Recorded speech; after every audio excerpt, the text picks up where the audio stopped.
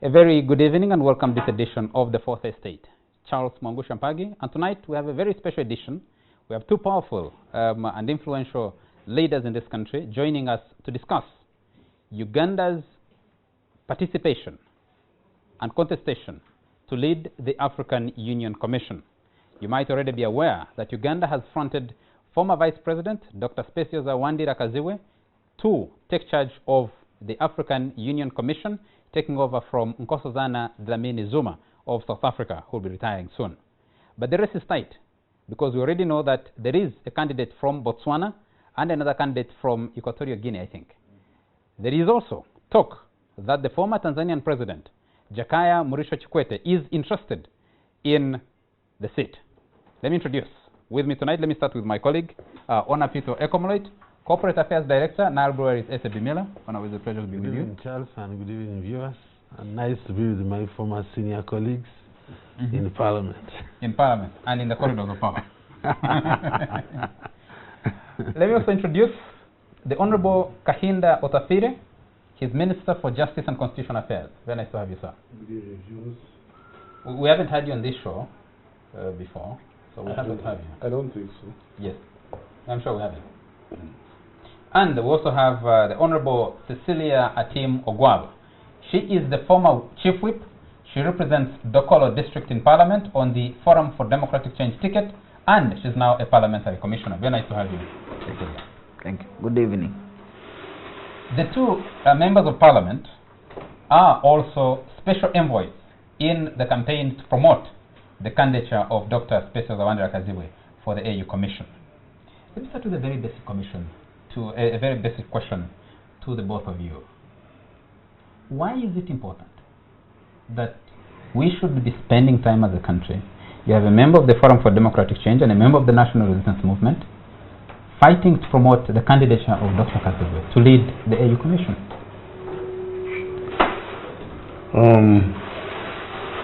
I think we should spend time trying to lead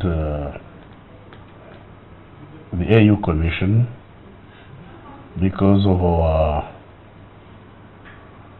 historical belief in Panafricanism and our tireless efforts to promote the interests of the African people and the continent. We believe as a country that would make a significant contribution if we took charge of the affairs of the Commission. Maybe would introduce a new dimension for the outlook of the AU Commission, because for a long time we African peoples have stuck to the obsolete idea that we are sovereign states. And like I've said before, sovereignty in poverty is poverty of sovereignty. Okay, I think I like that, but the statistics don't seem to bear you out. The African Union Commission, which is actually the former Organization of African Unity, is a body that 90% of its funding is from the so-called development partners, the West. That's why I've told you. The African continent, we claiming sovereignty, cannot fund a body we claim should represent our aspirations for sovereignty. Maybe we should go back to the first question. You asked why is Minister Otafiire and myself, both of us belonging to different ideological camps, campaigning for Dr. Kazibwe. I think that's your question. Yes, it is. I think before we go to the next question, we need to deal with this one. Why our participation without in bringing in or evoking our ideological differences. First of all, as a Ugandan, I'm claiming my birthright in AU, in African Union. You know very well that Uganda was a founder member,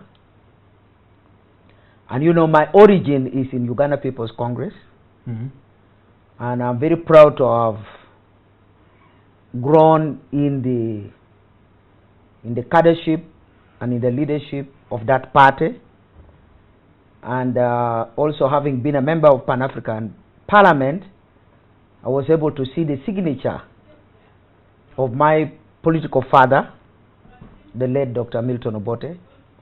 And so I have a duty and responsibility to make sure that the dreams of those founder fathers should remain alive, even if most of them are dead now. You talk about Jomo Kenyatta, you talk about Julius Nyerere, all these founders of OAU are no more. But we want their dreams to remain alive, and we are the ones who can keep those dreams alive. And therefore, you don't need to persuade me to campaign for a Ugandan to take over that prestigious seat of the chair of the African Union Commission. I think that will be more or less recognizing the significant role that Uganda as a country has played,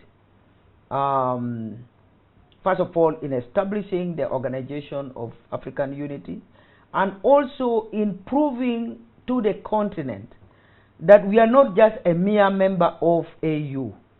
We are a member, and we are playing our role as is required of us as Africans to help our neighbors when they are in trouble.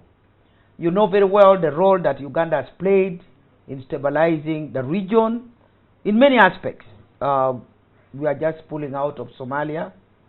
We are pulling out of Sudan, Central African Republic, and South Sudan. And this is, nobody persuaded us to be there. We instinctively felt that it's our duty as Africans to help a fellow African who is in trouble. And I think what normally touches people, I'm speaking as somebody who participated very effectively as a member of Pan-African Parliament, that I always insisted that the voice of Uganda had to be heard. Let me go back to the question. I hear you, and I need to draw in Onapito here. These bodies, do they matter? Thank you, Charles. I think there couldn't be a better time to debate this issue. I think right now the world is all awash with the debates in Europe following the vote in the UK to pull out of the EU. European Union. So maybe it's really the right time for Africa also to debate these high-sounding concepts of Pan-Africanism, or AU, and now AU.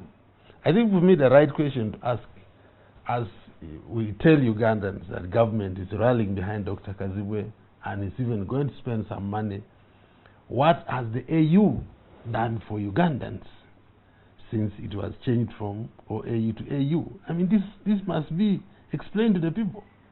It's nice to appeal to the sentiments of Pan-Africanism, which the country has had for years, and it's not really moved this continent.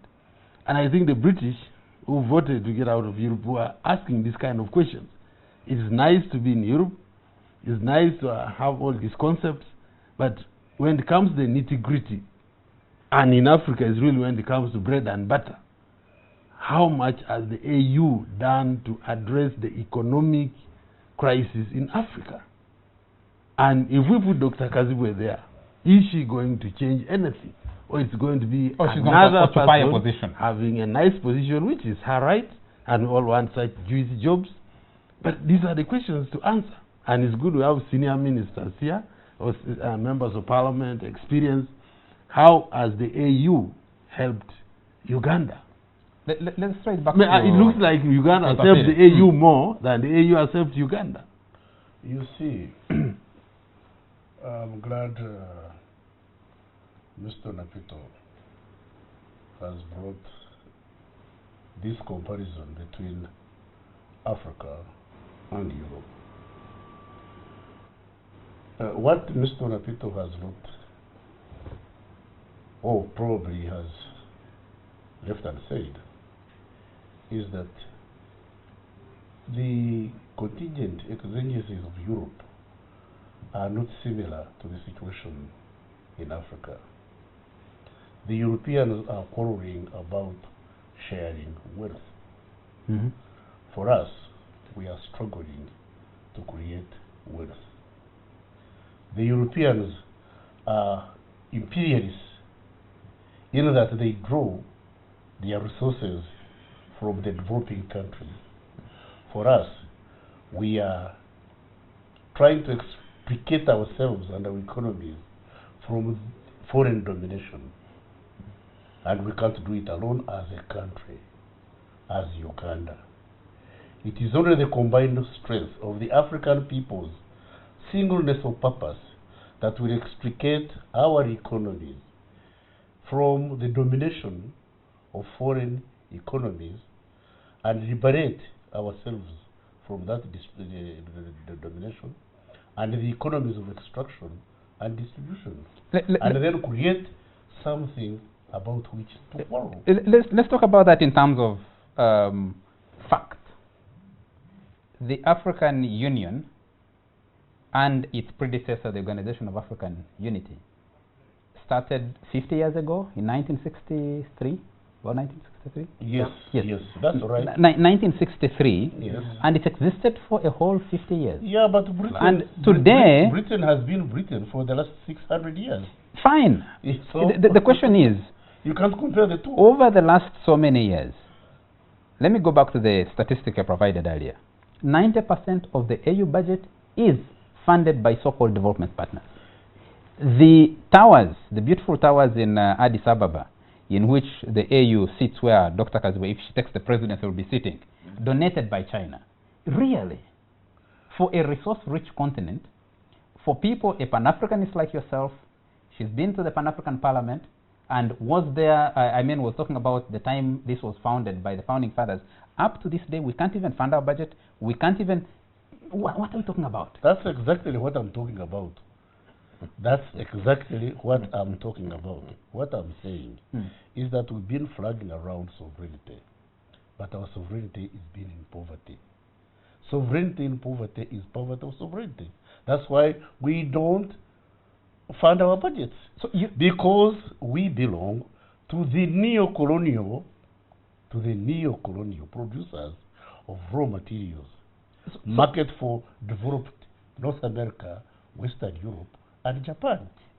So we would like to have a situation on the continent where we consciously work towards using our own resources for ourselves. I feel ashamed when I see Africans drowning in the Mediterranean, going to resource exhausted Europe and running away from a continent that is resource rich. Why?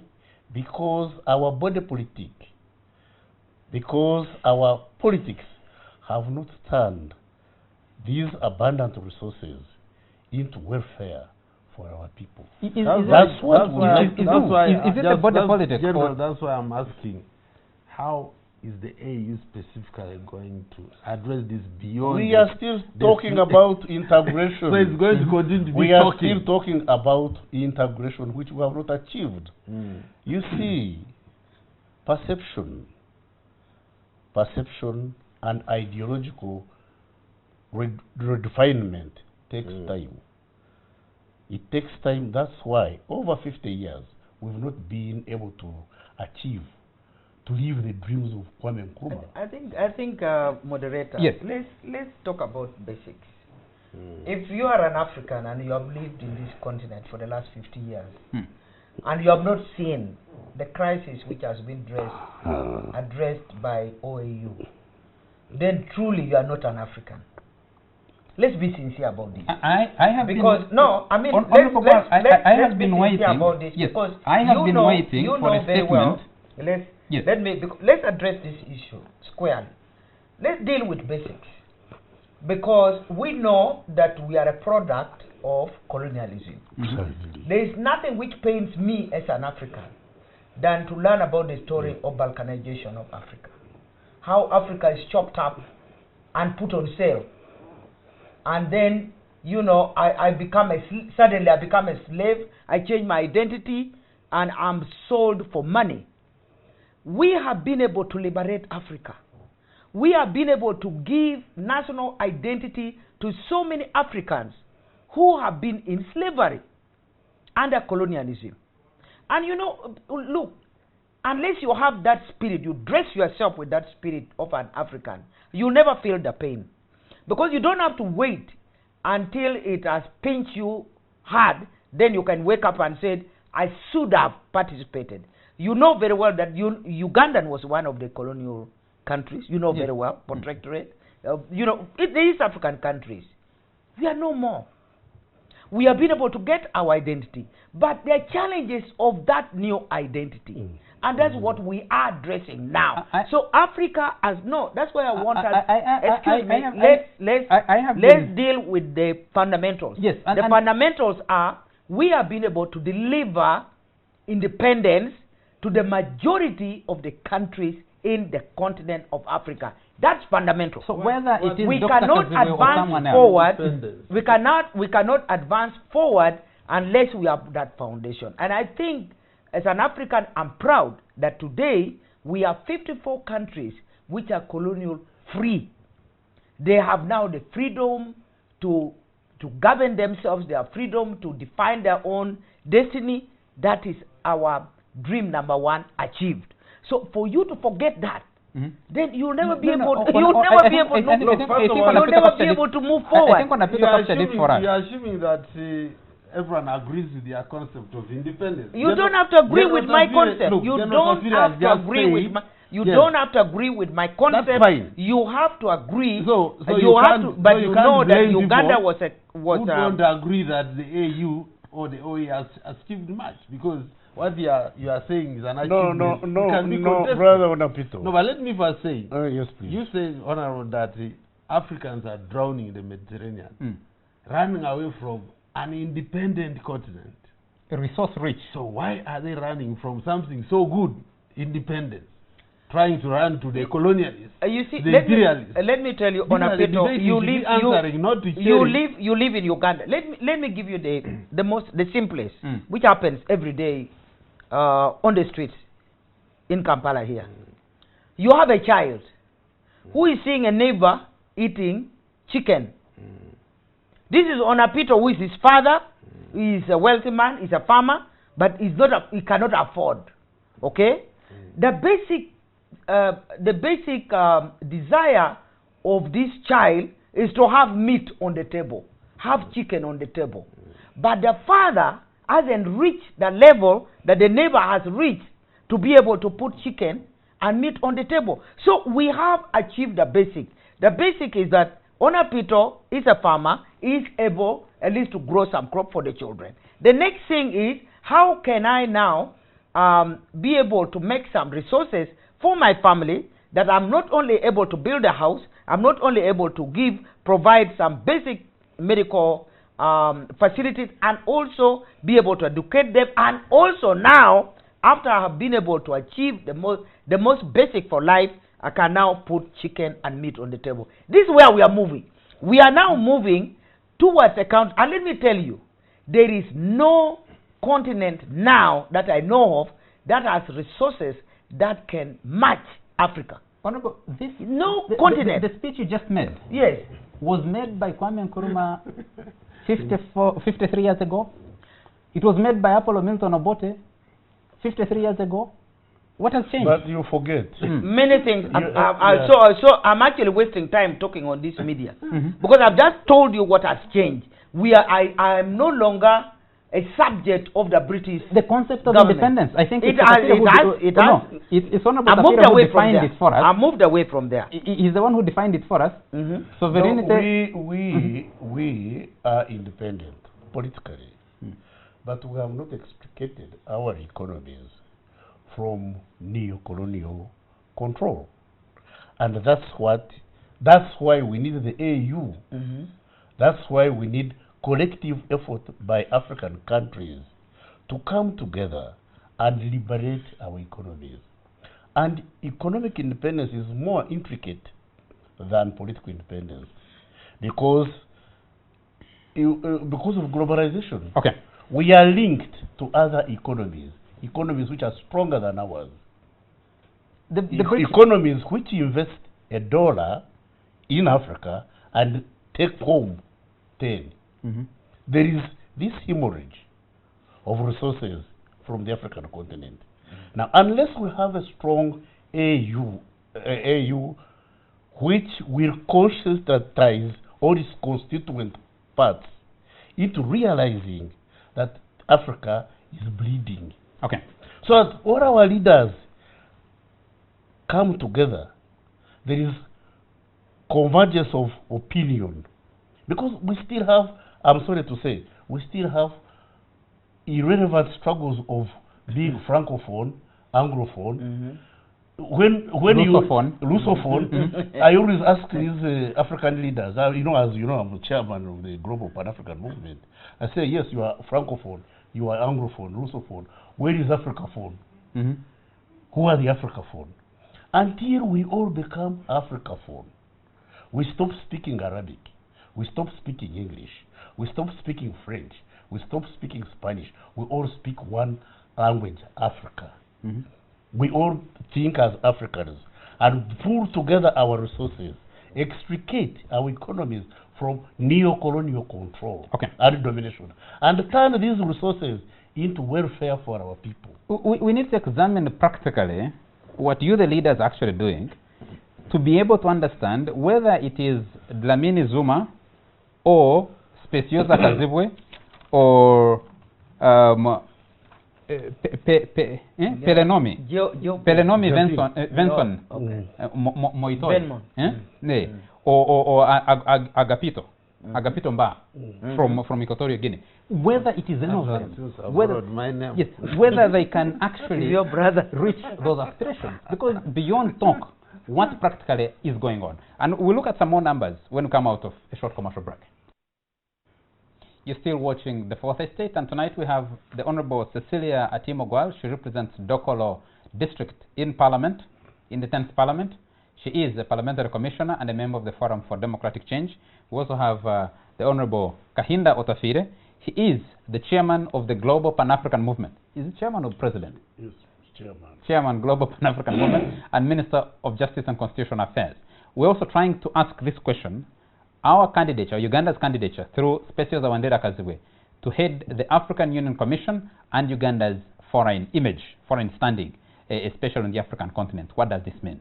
Of course, with my colleague, Otafiire. Let's go back to the basics. You're talking about liberating Africa.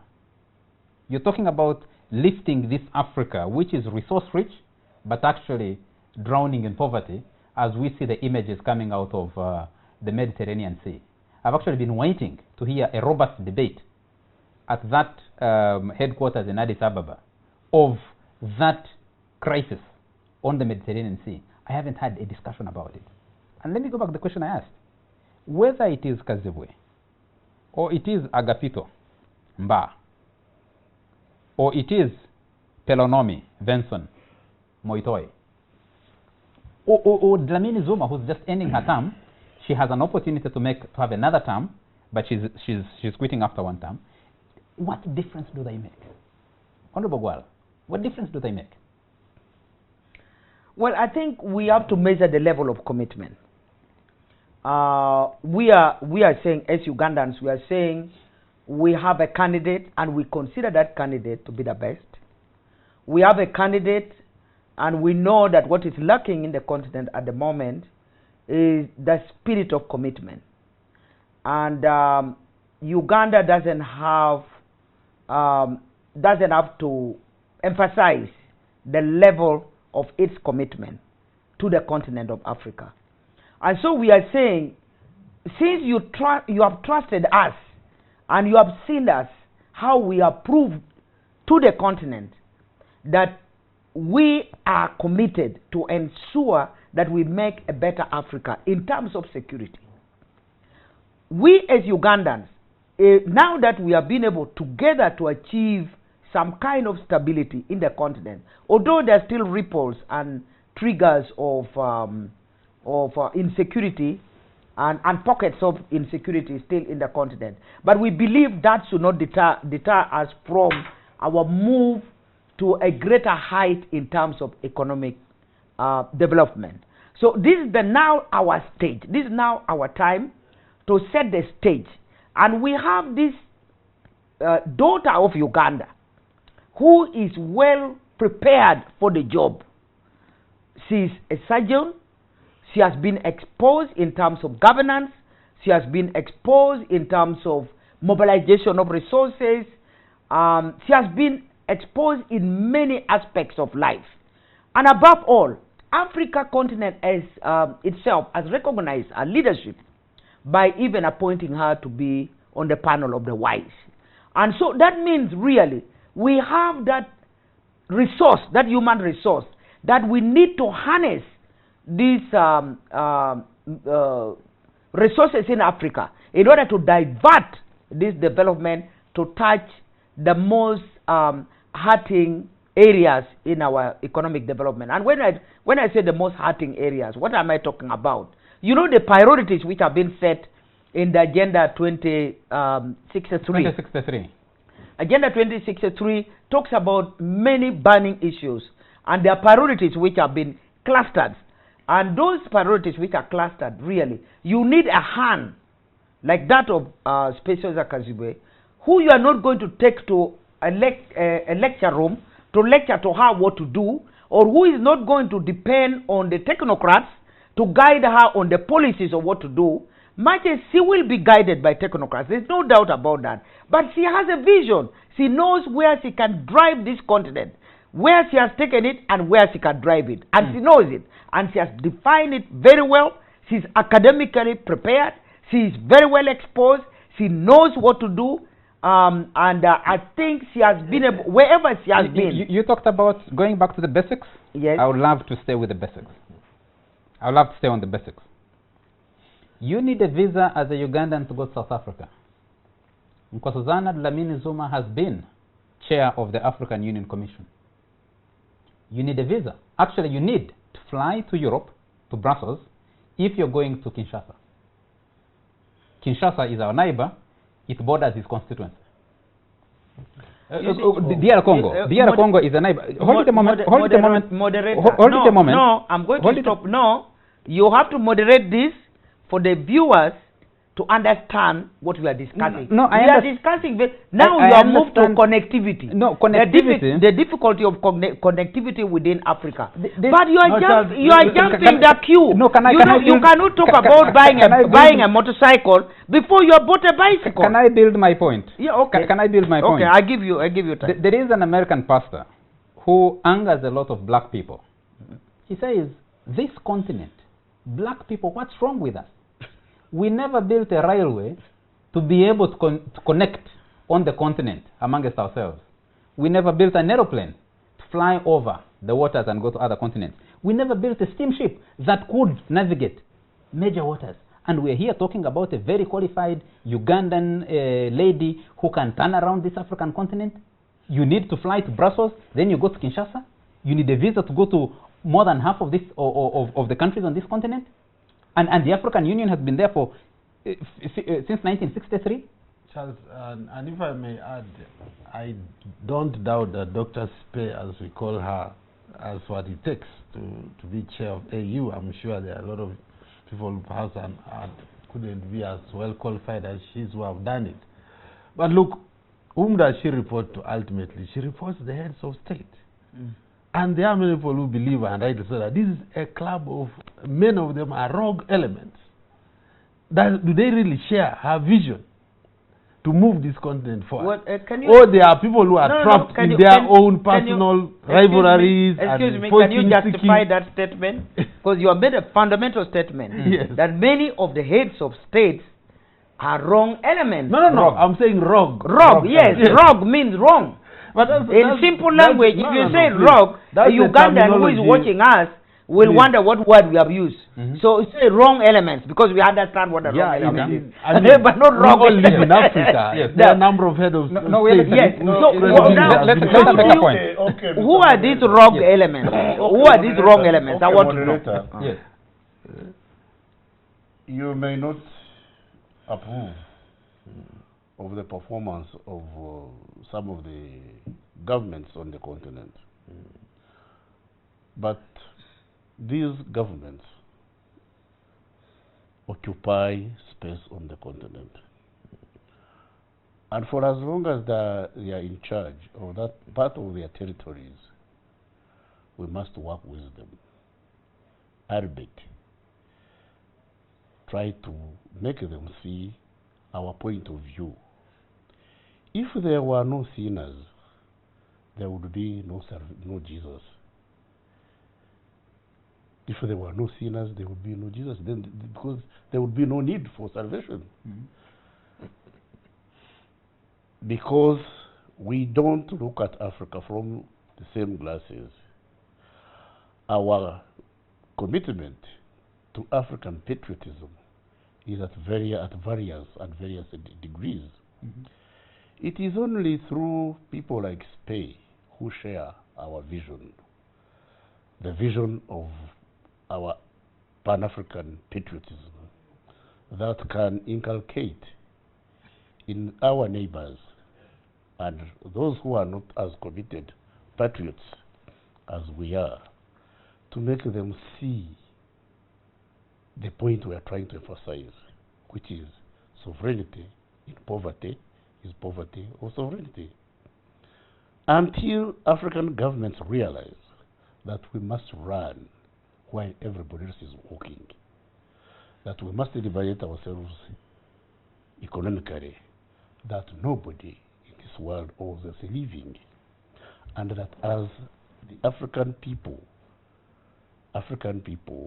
we are marginalized, we are at the bottom of the pile, we must liberate ourselves, because the survival of the rest of the world depends on the misery of the African people, because we are hewers of wood, drawers of water, to put bread on the tables of the more fortunate brethren in this world. So it's important that we send a cadre like Spain to go and persuade these other African brethren. Mr. You Chairman, don't quite. that is what they don't want to hear. Yes. That is what they don't want to We're hear. enjoying the submission No, of the general. you see, what they want, what these guys want to hear is that, which I would want to tell them in most simplistic language that any Ugandan would understand. Even if you don't understand English, at least the way I explain it, you will understand it. You see, you are talking about roguism, or leaders who are corrupt, leaders who are dictatorial, leaders who are... That is true. Those are challenges of governance, which is very well defined in Agenda 2063. And these are some of the areas we are going to touch in order to change the continent of Africa. And let me tell you, when the British colonized us here, your fathers, your grandfathers didn't know how to use the toilet. Simple toilet. What were they called by law? Why is it called by law? Law had to be passed to force your grandfather. No, they knew excuse me. I want to tell you. I told you I'm talking to you. I'm telling you. I'm telling you. I want to talk to you in a simplistic Ugandan language which you'll understand. So the African leaders, these rogues you are talking about, are behaving the same. They're behaving like your forefathers. They are telling them go to the toilet, they continue going to the bush. And that is true. So there are some grandfathers up to now who don't want to go to the toilet. There are some leaders up to now who don't believe in democracy. But time will come when they will learn how to go to the toilet, just like your fathers who taught our fathers now the manners of using the toilet instead of the bush. And our fathers taught us now to not even use the rural toilet, but even now the waterborne toilet. So these leaders will be forced to change There must be a paradigm shift. All these dictators, their time is up. I'm telling you. To the contrary. Their time is up. All these rogues, their time is up. Every people have had their epoch of contribution to civilization. Who built the pyramids of Egypt? Africans. Who developed the universities of Timbuktu? Africans. Who built the Zimbabwe ruins? Africans. Maybe certain phenomenon was responsible for the decline of Africa. When the Europeans first came here, in terms of military capacity, we were at par. They had muzzle loaders, we had spears. A muzzle loader takes as much time to use as throwing a spear. So the technological difference between us and the Europeans when they first came was not that big. But since they came here and took manpower as slaves to build the economies of Europe, North America, and Japan, and enslaved the rest of us here on the continent to produce for the raw materials, which unfortunately we still do. The technological gap has, exacerbated to the extent that they now go to the moon, and we are still in the situation my sister here has been describing. That has to stop, and somebody must stop it. That's why I would like a cadre like Spain, who shares our vision of the Africa we want, let me to take charge, just wait, to take charge of the affairs of Africa, so that Uganda can make its contribution. I'm not saying Uganda's leadership is a panacea for solving Africa's problems. No, we shall make a contribution from our point of view of the vision we would like Africa to be. And we have, like my sister Cecilia said, we've demonstrated that in terms of African patriotism, we are ahead of many, many people. That's why we went to Somalia alone, to stabilize Somalia alone, when nobody else dared walk where angels feared to tread. Okay. We went there, we stood there on the ground, and now you can see we've been able to change the fortunes of Somalia. Now everybody's going to Somalia, and they're trying to say, oh, Uganda, thank you very much for a job well done, but it's now time to take over. When it was time for toiling, nobody wanted to go. When it's time for sharing the spoils, everybody wants to get there.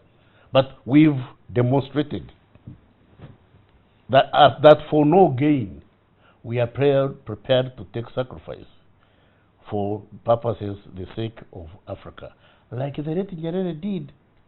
Nyerere used the resources of Tanzania. The late Nyerere used the resources of Tanzania to liberate, to lead the liberation of Southern Africa. Tanzania paid the price. Tanzania has not benefited from that sacrifice. Like Uganda is not benefiting from the sacrifice in Somalia, Central Africa, and other places. South Sudan, Eastern Congo, Eastern Congo, all of these. But we believe that through our sacrifice, through the pain we are enduring, for the sake of Africa, history will absorb us. And that's why we would like to provide a candidate for the leadership of the AU, for that candidate to be able to explain to the rest of our African compatriots Uganda's vision for Africa, for the liberation. I'm afraid you're taking a break, but okay. just one small question before you take the break. We can't find consensus within East Africa on a candidate. There is talk about the former Tanzanian president offering himself, or being offered. This is democracy. But this is democracy. I think this is still a rumor. As far as we are concerned, all these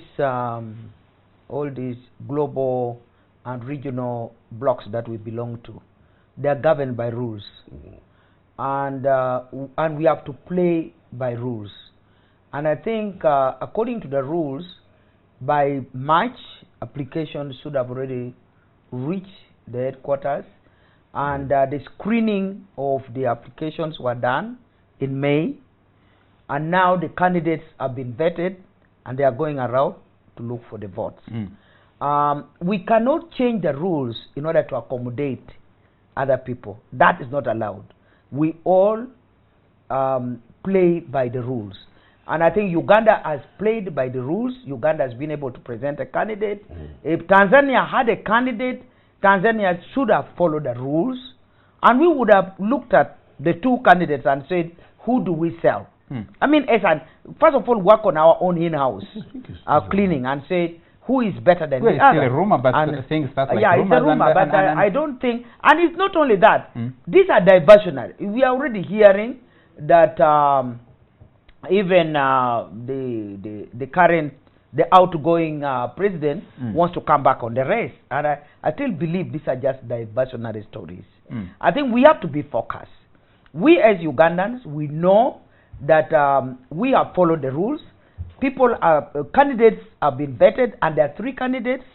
And the most important thing, even if Tanzania was going, the issue would be between us, the East Africans, because East Africa is actually it actually qualifies to field a candidate, because I think Southern Africa has already provided a candidate. Southern Africa has already had, and so on. West Africa, yes, exactly. So now I think it's now East Africa North.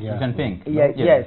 North and East. North and East Central, North and East, exactly. Yes. So now we have only North and East, and now East has already got a candidate who is a forerunner. Now, if Tanzania is coming with a candidate, then there are many things that will have to be done, and I don't think Africa the Secretariat would allow that to be done. I will tell you here, one of the problems that Africa has been suffering in any case, we always break the rules. No, in any case. We always want to create the rules. Wait a minute. Yes. The rules have been put together by Africans. The rules will be followed to the letter by Africans. And the rules can be changed by the Africans. Yes, the rules can also be altered if it's necessary by Africans. If the Africans by consensus agree that we could alter our rules for certain conveniences. Not conveniences, for certain reasons. Because the wisdom of 54 cannot be so wanting that for sheer vanity we could flout our rules. Okay. If there is a need to change the rules, so be it. But I don't see any urge for Africa, AU, to change the rules in order to accommodate individuals. Okay. Unless those individuals are so exceptionally gifted. In what way? And talented. In what way? That would be cheated if we didn't have them, which I don't see. We'll continue to examine that in the short-coming future. We'll continue to examine that and see how it pans out. But let's take a break, and when we come back, we'll be concluding the discussion on the show, and especially asking the question of when a continental bloc like Europe is saying the European Union, after only 42 years, is obsolete, according to the British, where do continental blocs or regional blocs like the African Union fit? We'll be right back.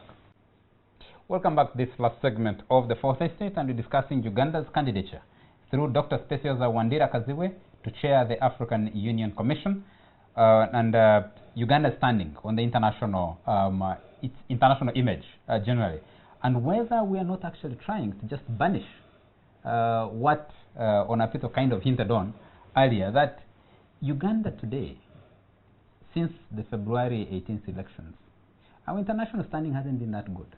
But the European Union gave a very critical report of our performance and our holding of elections. The Commonwealth gave a very uncharitable report. So are we trying to push a candidate to the African Union Commission just to banish our image and appear to be these Pan-Africanists do-gooders? But Charles, before the Honourables answer that question, I just wanted to go back to their earlier submission. I hope they can join my question plus what you have asked. Yes, we are putting forward a very competent candidate, and we want to change the situation. Is Uganda having the conviction that it will actually states what it wants to achieve, and if it is not received the way it should be, that we shall take a stand, including exiting. Because what is the point of putting forward a very good plan and you don't make the change you want to achieve? You came with a fundamental change. I'm sure you want to go and state the same in the AU. That is not just a change of guards, this is a fundamental change. So if some people think it's just a change of guards, is Uganda going to take a stand and say we can't belong to a club that is not willing to change? No. If you can marry the two questions and answer them at once. No, I don't think so. It's not that simplistic. Because first of all, by Dr. Specioza taking over the chair of the African Union, it will be a Uganda affair. No. We are offering a candidate who is going to lead the continental organization. Yeah, but if you she's lead, not you going must to lead in a certain direction. She's not going to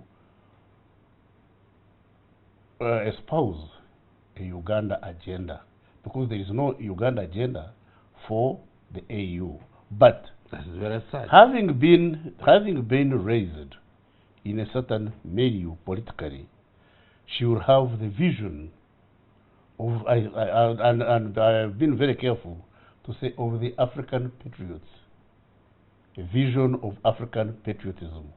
African patriotism is not a Uganda agenda.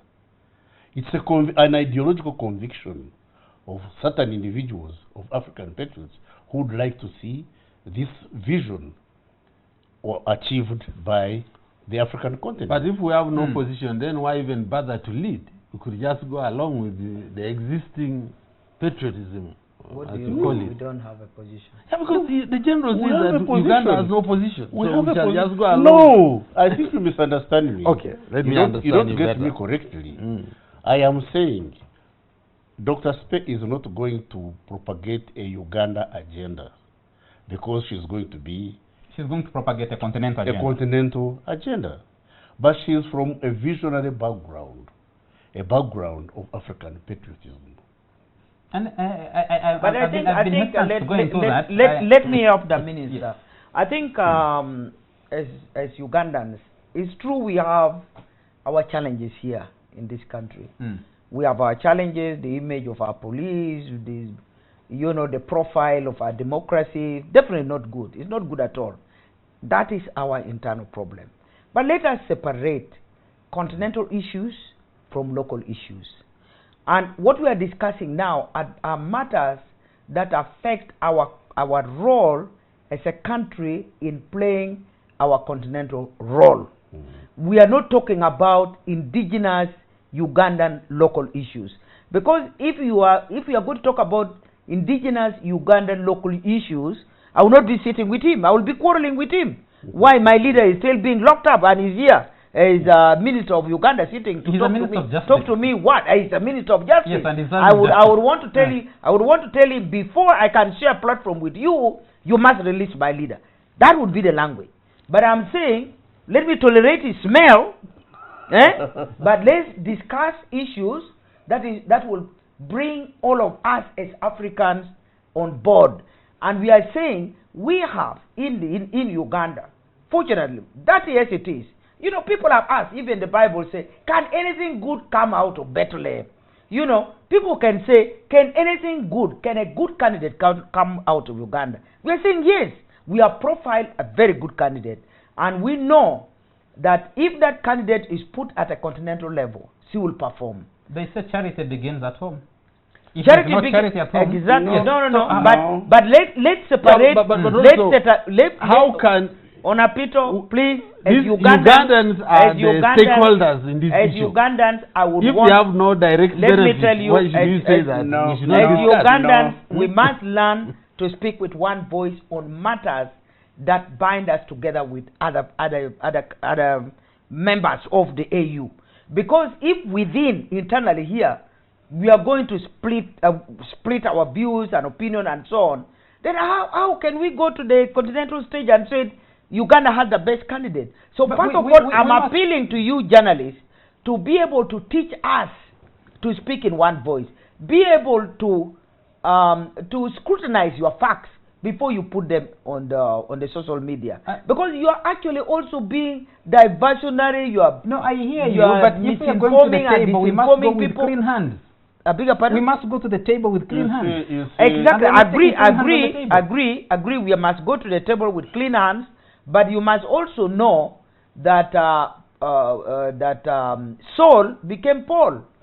But I'm sorry. I think we are losing track of the discussion, because we are here and we are making contributions about Dr. Specioza Kazibwe leading the AU. I'm sure all of us have left some problem at home. We are not discussing the overcooked meal you ate before you came here, because that's a domestic issue. Uganda may have its own shortcomings in terms of governance, etc. She's talking of her leader who is in jail. Your leader is in jail because it's a court matter. You cannot. It's a court matter. No, but don't bring it up now. That's not what brought. Don't bring it up. No, but that's the truth. It's a court matter, and none of us can decide where the courts are concerned. But you put it there illegally. That's not the, that court will determine that. Court will determine that. Now, we are talking about are judges. We are talking about offering Africa a candidate for the leadership. There are 54 members of the AU. Each member has its own internal problems. There are internal problems within the respective countries, notwithstanding. Africa must evolve a leadership. South Africa has problems. Mozambique has problems. Kenya has internal problems. Nigeria has its own internal problems. But we must have leadership. And that leadership must come from somewhere. And Uganda has offered what we think is the best Uganda could produce. Okay. And she is going to compete with other candidates and will be judged on her merit, not on the performance of Uganda, no, on the merit of the candidate. But if you're going to espouse the ideals of Pan-Africanism, the ideals that turn our poverty of sovereignty, as you put it, or from sovereignty of poverty into some meaningful sovereignty, then the houses must be cleaned up. You have a continental body that has all these aspirations. Ona hinted about it. The board of governors. There is fighting. The board of governors. There is fighting in France. Yes. Over working hours and people throwing stones at each other on the street. Has that brought down France and broken the African, the European unity? Well, the British don't agree. The British don't agree, and I believe it's because of the local politics of Britain. Because it was an issue, an election issue. It's not that, I'm only thinking loud, it's not that the EU is inadequate. It's because there is a quarrel, an unresolved quarrel in Britain. And there is anger of transference. You know, they have a quarrel in Britain. They have a quarrel in Britain. Hold it. We have some callers.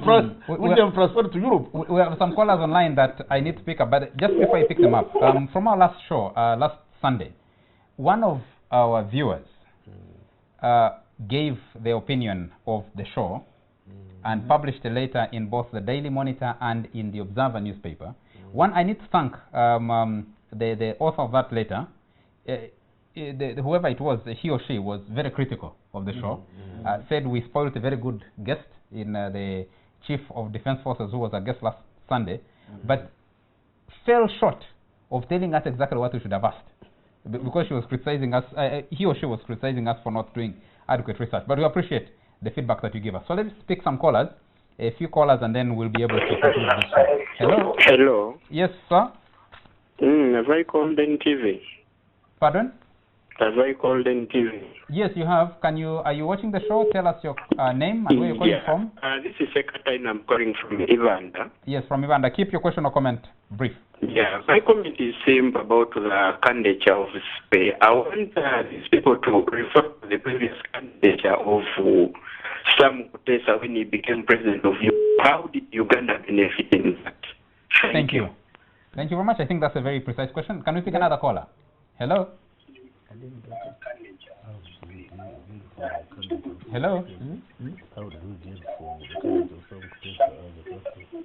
Hello? Yes, Hello? when you're calling us, turn down the volume on your TV set so that we can be able to hear you. Otherwise, you give us an echo. Hello? Hello? Yes, sir. Yes, good evening. Good evening. Your name and where you're calling from? I'm calling from Kasubi. Kasubi, your name, sir? I'm called Elias Mugo.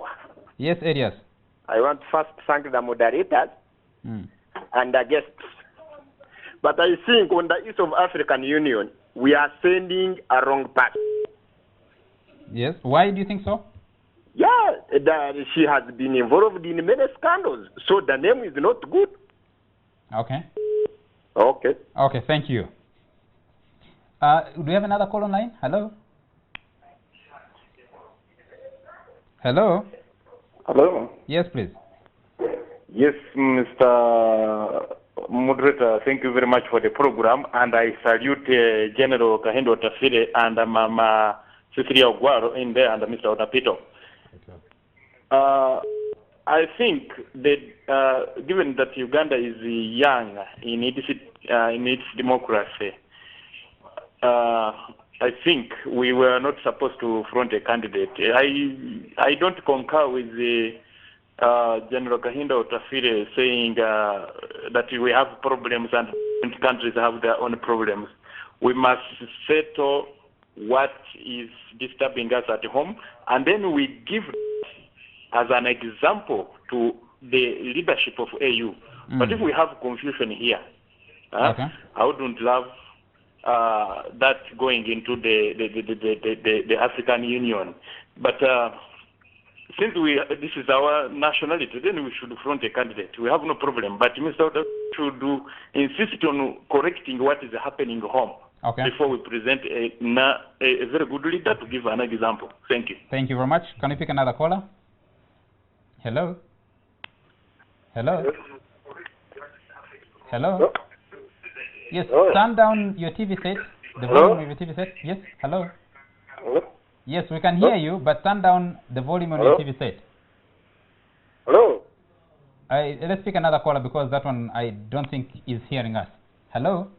Hello. Yes, please. As Uganda. Your name, sir, and where you're calling from? I'm Surgeon.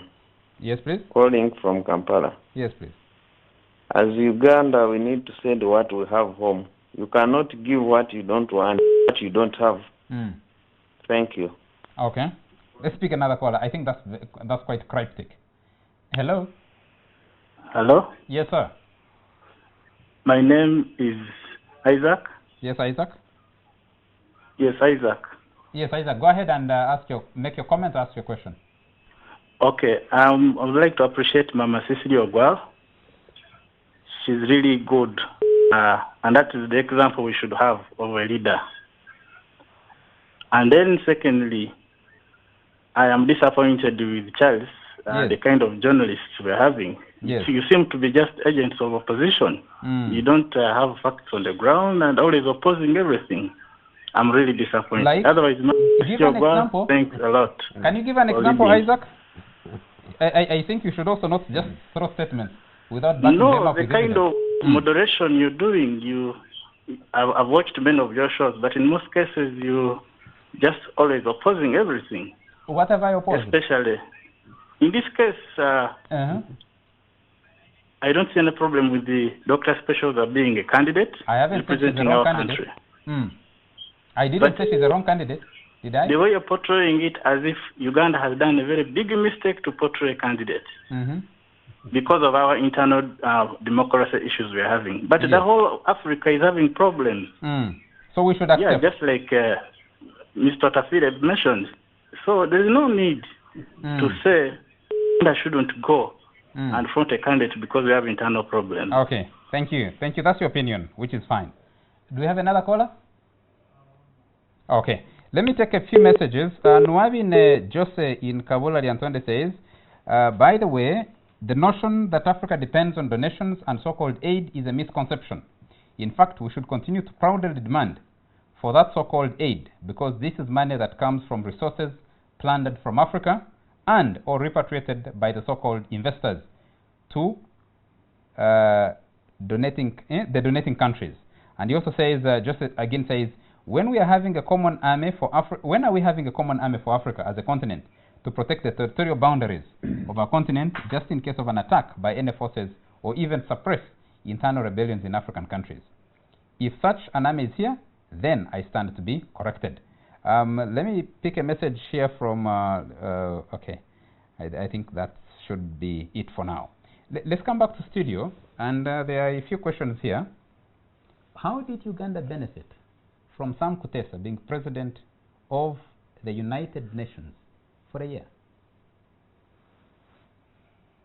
Well, apart from Honorable Sam Kutesa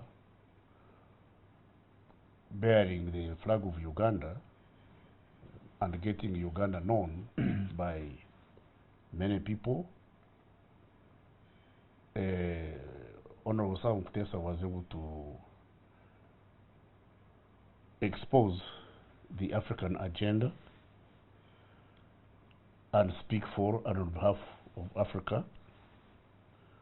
And as president, there wasn't much he could have done in terms of changing the policies and structure of the UN, but he was able to espouse a Pan-Africanist agenda to demonstrate that Africa had capacity, and we as Uganda benefited from that collective involvement of the Pan-Africanist agenda. For that year, he was president of the UN. Apart from other bilateral negotiations and benefits he was able to conduct, because not only was he president of the UN Assembly, he was still foreign minister of Uganda, and then the position gave him opportunity to lobby and explain, and mutually agree with quite a number of people and nations that would not have had that, where would not have had the opportunity as Uganda to be able to approach these various constituent parts of the United Nations. Okay. I think we benefited greatly. Maybe what we should not lose sight of is that we didn't have to benefit specifically as Ugandans. But I think I happened to have been in Peru when Sam Kutesa was the president of UN, and he did participate in the climate change debate. And I saw how he put a tough position for Africa, in favor of Africa and developing countries, so that the developed countries were actually compelled to make funding available for specific programs that deals with adaptation and rectification of some of the damages that the Africans have suffered, although they are not really the polluters. I mean, these are languages which are languages of the climate change. So Sam Kutesa played this role, and also one of the things that we as Africans should remember is that with Sam Kutesa helped the UN to transit from the 8th Millennium Development Goal to the 17th Strategic Development Agenda, Development Program. And he made sure that the definition of the 17th Strategic Development Agenda were very, very relevant for the urgent needs and the urgent calls for Africa.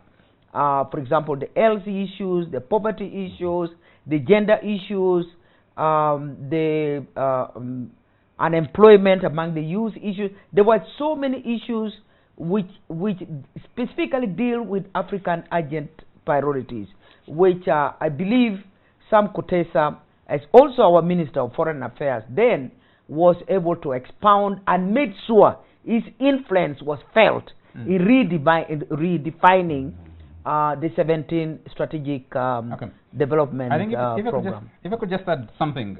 Recently, some former foreign diplomats, foreign service officers in Uganda, with Sam Kutesa leading the other day, launched the first Ugandan Council on Foreign Relations, which means that it's not only government that should be relied on to promote Uganda's image internationally or diplomacy or negotiation, but also other players who have experience should be coming in, which I think is a very good thing. That it's a fledgling council. It's just emerging, and there seems to be some good hands to bolster it up.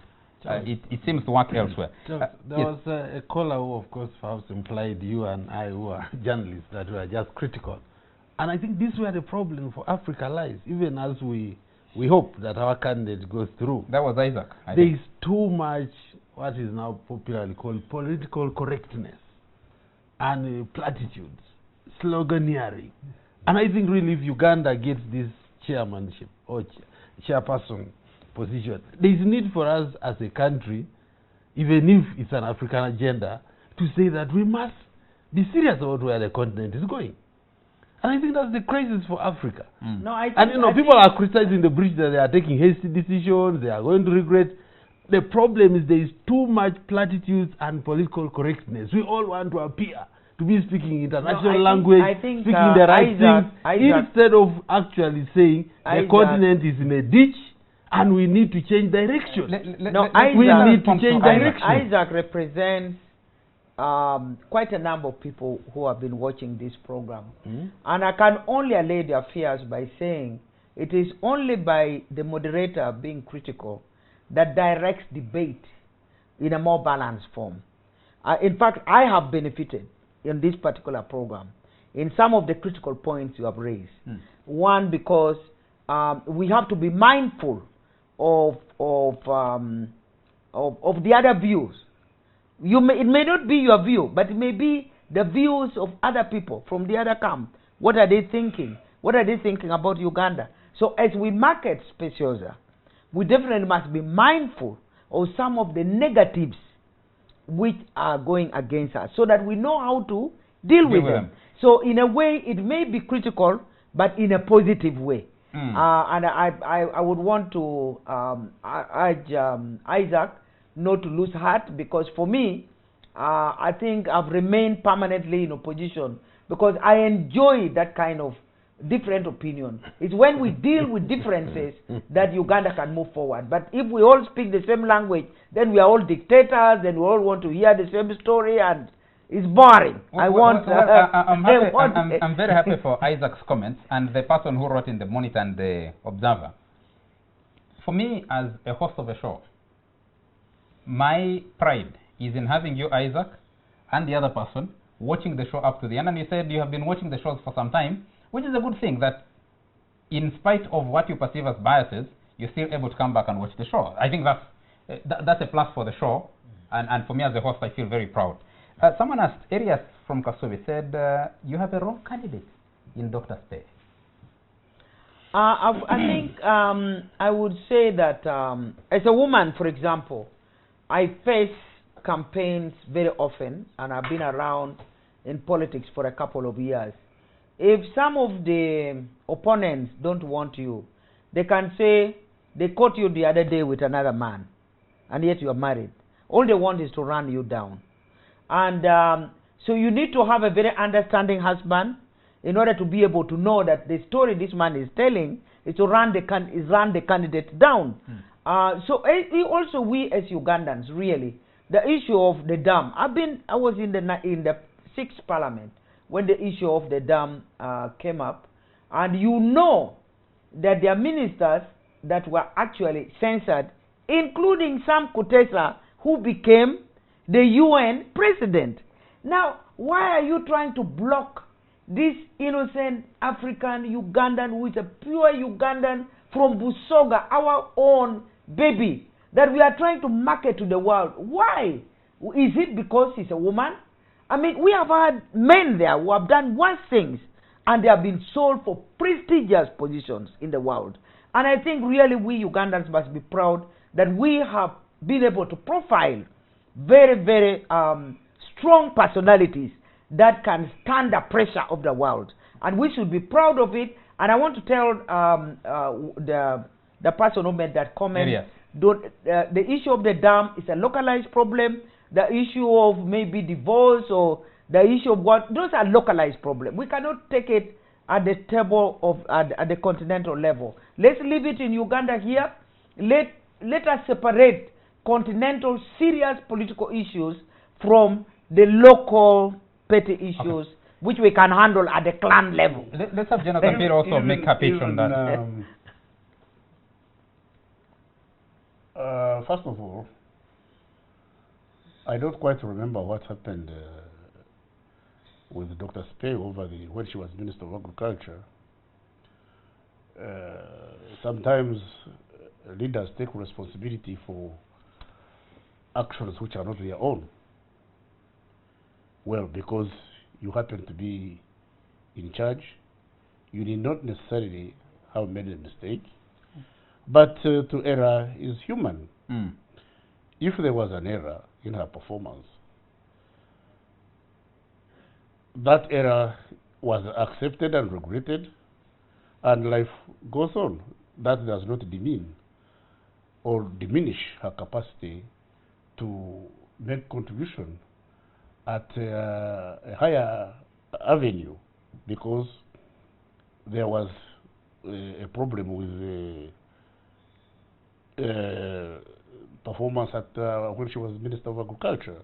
As for domestic problems, those are just domestic problems, and all of us have issues. A fair share of them. So a fair share of them. Okay, let me take a message from... So I don't think we should demonize Dr. Specioza for a few omissions and commissions in her life, which is the whole lot of us, which is ordinary. There is nothing extraordinary. That okay. I also don't think really the Ugandan issues would influence the voters. She has to speak to what is in it for the other voters. Yes, that's what she has to show. Okay. Because they really don't mind what's happening in Uganda. They mind what's happening in their country. I'm told by studio that we have critically overshot our time, but let me take a message from Thomas Tayebwa. Thomas Tayebwa is a member of parliament representing Ruhinda North constituency, the other constituency that was cut out of Ruhinda. You represent Ruhinda South? No. Ruhinda West? I'm now Minister of Justice. Minister. Sorry, Minister of Justice and Constitutional Affairs, but you belong to the representing Uganda. Okay, I'm now representing Uganda. I missed that bit a little bit. But Thomas Tayebwa says, by Uganda fronting a candidate for the top African job, it's positioning itself as a country that has matured to direct the affairs on the continent. Correct. That's very important geopolitically, and we must be proud of it as a country. Our country will be on the lips of every African and equally beyond the confines of our continent. That's Thomas Tayebwa, Ruhinda North constituency member of parliament. Thank you, Thomas. Another, Dr. J.P. Nganu says, what is the room of maneuver that chairman has to carry an effective agenda? How is the economic agenda, how can the economic agenda be carried forward without financial independence? This is the question we started from. How much room for maneuver would Kazibwe have if she got that chair? And where you have, you lack financial independence, how much can you really do? The room for maneuver is the Africans themselves working towards liberating themselves, understanding that we are marginalized, that we are exploited, that we are still a neo-colonial economy. Because once we made that diagnosis, then we shall look for treatment. Sadly, that does not apply to all Africans. In many cases, they exclude the leaders. There must be somewhere to begin. The marginalization does not apply often to the club that is going to. This is my last question as we get out of here. Let me put the question so that you answer as we get out of studio. One of our listeners is asking, what is that one single significant thing that Dr. Kazibwe is looking forward to achieve if she gets elected? And does she have a clear outlined list of things she is planning to achieve for Africa? If yes, what are they? Dr. Kazibwe's first and foremost task is drawing consensus of African leaders. Realization that we have a problem on the continent and those problems must be addressed. And that can best be done by achieving consensus. Secondly, she's going to head the AU Secretariat as the Chief Executive. Make sure that the Secretariat works in consonance with the wishes and commands of the AU Summit. Thirdly, market Africa and put across an African agenda at international fora as the official spokesperson for the AU. Because like Mr. Cecilia here said, what Ndugusamu Kutesa was able to achieve at the UN, Dr. Specioza can achieve much better when she is the chief executive of AU. Because we are in a competitive world. Like I said at the beginning, nobody owes us a living. We must struggle, we must run, while everybody else is walking. And that can be best put by achieving consensus, giving clear direction. One of the things which we should not lose sight of is that Dr. Specioza is a fantastic mobilizer. And I think if she can mobilize the continent to be aware of its challenges, yes, and to take the challenge and to take that responsibility to move Africa forward, that will be our beginning to move in the right direction. Secondly, Dr. Specioza has vowed to put as one of its priority to declare the continent of Africa free from HIV, an HIV-free continent. And that to us is a big achievement, because you are talking about our dependency on the donor funding for running our affairs. But why? It's because we are not managing our economies properly. Now, what Dr. Specioza Kazibwe is trying to do is to make sure that each and every member, the 54 members of the Pan-African of the AU, are able to properly define its role as a contributor to the coffer of the AU. Okay. Yeah, I think that is very important. I wanted to have a deeper discussion. Maybe as the candidature progresses, we'll be able to invite you back to come and talk about these things. On a continent where, before Gaddafi died, Libya was shouldering payment of fees, of membership fees, subscription, of almost 15 African countries, and they're struggling to make their own contribution. South Africa is paying for, I don't know, 6 or 10. Nigeria is shouldering the responsibility. And they killed Gaddafi while everyone was watching. No. It is good you said we are going to discuss that matter. First of all, is it true that Gaddafi was shouldering those responsibilities because the countries could not make the payment? Yes. No, please. Gaddafi was trying to pull strings. Gaddafi was trying to come out as the Superman of the continent. Gaddafi was trying to prove that I have resources which I can give you, provided you can agree with my vision for Africa. So there are so many issues that can come up in the debate. So if you want to invite us back, please don't forget me. I'll be there. I'll be there. The one I got from Otafiire here, which I think I'll be taking away from the show this evening. Our time is out. We need to get out of here. Production is telling me. Sovereignty in poverty is poverty of sovereignty. Yes. Our time is out. We need to get out of here. Thank you very much. The Honorable Cecilia Ogwal, Member of Parliament for Dokolo District, and also a member of the Parliamentary Commission representing the Forum for Democratic Change. Been very nice to have you on the show tonight. Thank you. Thank you very much, General Kahinda Otafiire, for making time for the show. It's always a pleasure to have you. There are people who tell me that if I'm going to host you, even for the other show that I used to host, the hot seat, said if you're going to host Otafiire, please alert us in time because they want to watch. They want to be listening. It's always a pleasure to have you. And thank you very much to my colleague, Hona Peter Komolot. Thank you very much to you all our viewers for joining us tonight.